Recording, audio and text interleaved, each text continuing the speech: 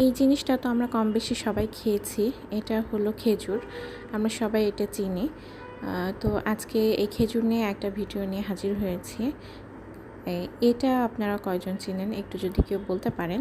আমার মনে হয় কিছু কিছু মানুষ এটা চিনবে, বাট সবাই চিনবে না। তাই ভাবলাম যে একটা ভিডিও করেই ফেলি। এটা কি বলতে পারবেন? এটা হলো কাঁচা খেজুর। মানে খেজুরটা এই অবস্থায় গাছ থেকে পেড়ে প্রসেসিং করে তারপরে এরকম করা হয়। তারপরে এই খেজুরটাই আমরা তখন খাই। আসলে কাঁচা অবস্থাতে ওইভাবে প্রসেসিং না করলে খেজুরটা খুব একটা বেশি দিন ভালো থাকে না।